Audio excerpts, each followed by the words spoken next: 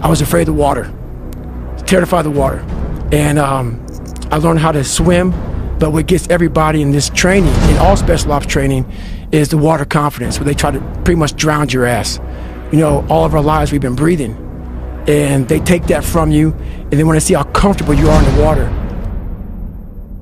I didn't go to sleep for 6 weeks of the program, and I wanted to quit so badly, but I quit everything in my life. I copied through school. I wanted to prove people wrong.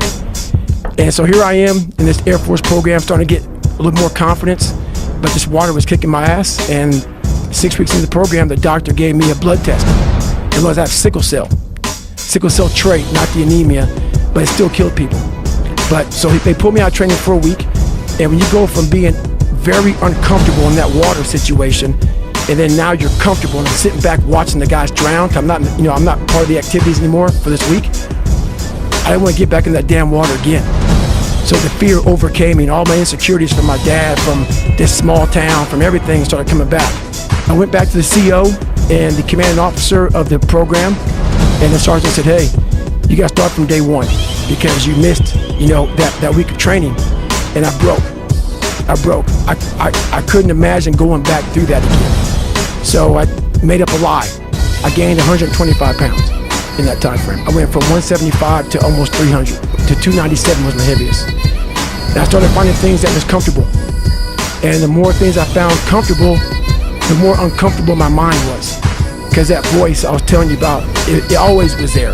I was just trying to avoid that conscience. I wanted to be left alone from that conscience, and it wouldn't leave me alone. I saw these guys going in the water, so I was terrified of it. I mean, I can't even express. Have you ever had a big fear?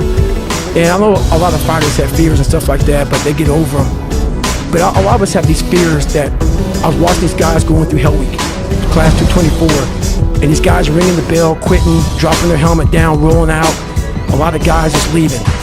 And it made me reflect on my fears, my insecurities.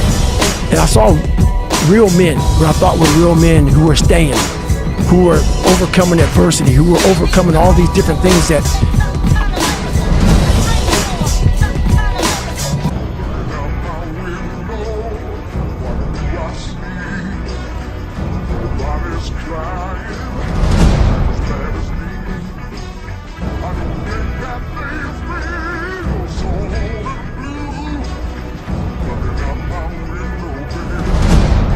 I had blamed so many fucking people in my life, my dad, my mom for not being there.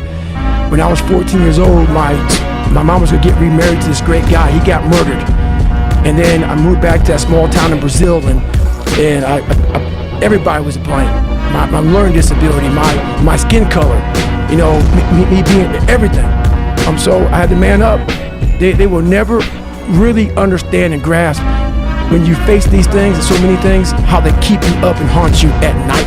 I think there's a lot of people out there that know what you're talking about. I mean, and so that's what it did. And I had two options. To either be that 300-pound guy who sprayed for cockroaches and made $1,000 a month, and at 24 years old knowing, or I can totally just sack it up and fail and fail and fail until I succeed. I had to invent a guy that can take any pain, any suffering, any kind of judgment. I had to build this callous mind, and I built it through suffering. And I started opening different doors that I didn't think were even there, that I didn't think even existed. And the more doors I opened up, the more I started realizing that my potential is damn near endless. To get through where I became, to get through where I'm at now, there's nothing but pride I have for myself that I can't really show people. Because I have this face that they see like, are you happy? What's wrong with you? I'm driven. I'm obsessed. And that's what you see. I want to be the guy that people looked at. I don't care if you liked me or didn't like. I don't care.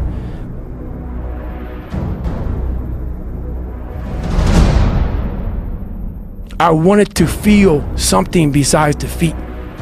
I wanted to just go the distance. And that going the distance pushed me to a point of where now I go way past the distance. People need to hear the story. When you hear this one, it's serious. Swagger.